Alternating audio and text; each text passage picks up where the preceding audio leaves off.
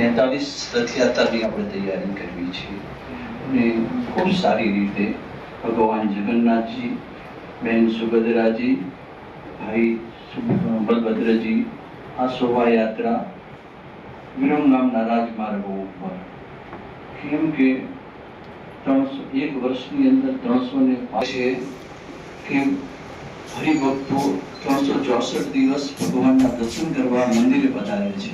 ભગવાન સ્વયં હરિભક્તોને દર્શન આપવા જાય છે.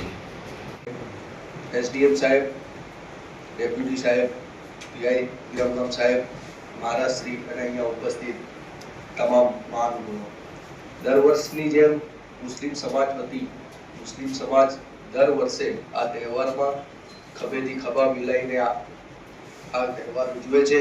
જે રીતે આયોજન છે આપણું, જે અમારું ફૂલ હારનું સ્વાગતનું પ્રોગ્રામ હોય છે, જે જગ્યા નક્કી કરેલી હોય છે ત્યાં દરેક જગ્યાએ અમે સાથે ઊભા રહીને સ્વાગતનું પ્રોગ્રામ પૂરું કરીએ છીએ.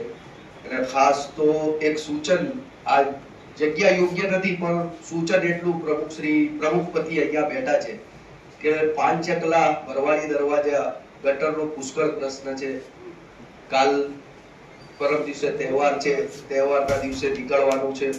ભગવાન પોતે વર્ષમાં એક વખત દર્શન આપવા જ્યારે બહાર નીકળતા હોય ત્યારે આપણી ફરજમાં આવે કે આપણે વિસ્તારમાં આપણું સૂચન ડોર ટુ ડોરનું જે પાછળ કચરાની લારી ગોઠવવાનું છે, પણ એથી મહત્વનું પ્રશ્ન ગટરનો છે.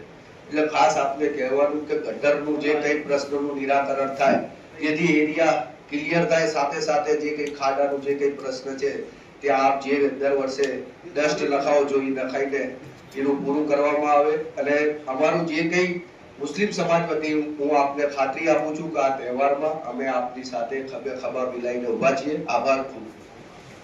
જેમ મોહરમ હોય કે ઈદ હોય, દિવાળી હોય, હોળી હોય, નવરાત્રી હોય, હંમેશા સુગમ અને સુમેળ વાતાવરણમાં જ આપણે દરેક તહેવારો મનાવીએ છીએ. એ આમ જોવા જાવ તો આપણા વિરમગામ માટે પ્રેરણાનું વાતાવરણ બની રહે એ માટે આપણે સૌ મહેનત કરતા હોય છે. અને આ વખતની પણ રથયાત્રા એ જ રીતે ભાઈચારાની વચ્ચે નીકળે એવી અભ્યર્થના સાથે જય સિયારામ.